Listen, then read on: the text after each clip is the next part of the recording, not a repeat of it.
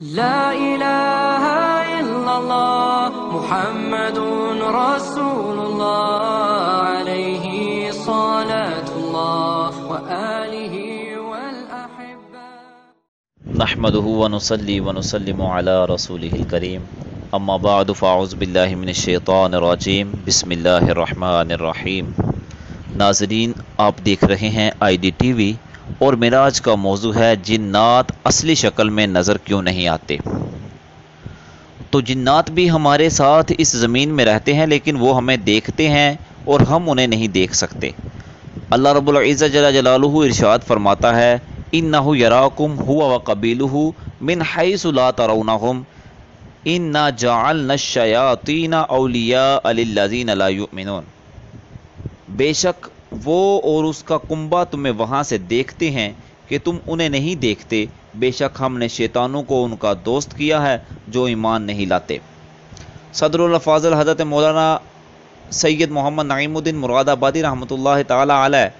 اس آیت کے تحت تفسیر خزائن العرفان میں لکھتے ہیں کہ اللہ تعالیٰ نے جنوں کو ایسا ادراک دیا ہے کہ وہ انسانوں کو دیکھتے ہیں اور انسانوں کو ایسا ادراک نہیں ملا کہ وہ جنوں کو دیکھ سکیں۔ حضرت سیدنا عبداللہ بن عباس رضی اللہ تعالی عنہما سے مروی ہے کہ جب اللہ تعالیٰ نے سموم یعنی جہنم کی آگ کے 17ویں حصے سے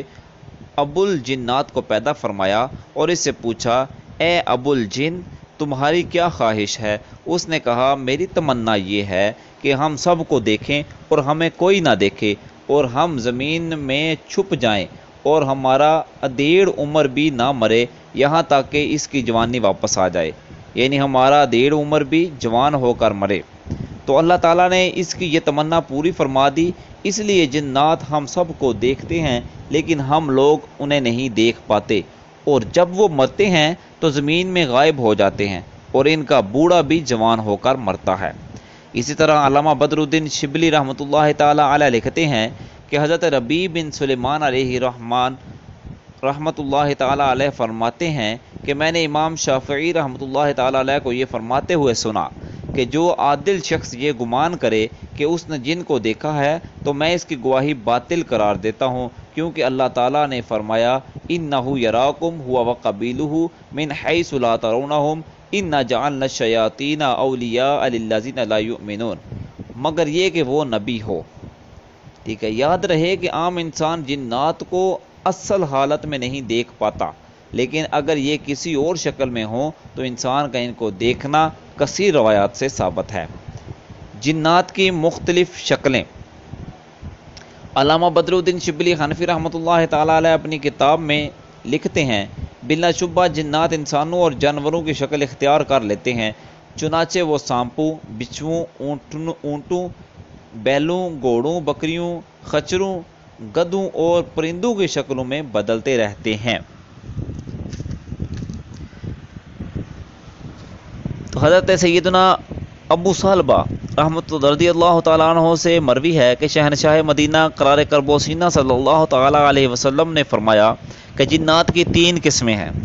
اول جن کے پر ہیں اور وہ ہوا میں اڑتے ہیں، دوم سانپ اور کتے، اور سوم جو سفر اور قیام کرتے ہیں۔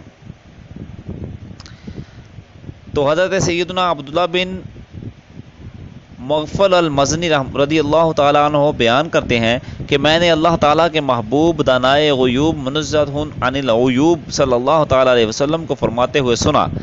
تم اونٹوں کے بیٹھنے کی جگہ کے قریب نماز مت پڑھو، کیونکہ اونٹ جنوں میں سے بھی پیدا کیے گئے ہیں، کیا تم ان کی آنکھوں ان کی پھولی ہوئی سانسوں کو نہیں دیکھتے؟ جب وہ بدکتے ہیں، ہاں بکریوں کے باڑے کے قریب نماز پڑھو کیونکہ وہ رحمت کے زیادہ قریب ہے۔ تو اللہ رب العزت جل جلالہ کو کی بارگاہ میں دعا ہے کہ ہمیں حق سچ کو بیان کرنے اور سنا کر اس پر عمل پیرا ہونے کی توفیق عطا فرمائے۔ وآخر دعوانا الحمدللہ رب العالمین۔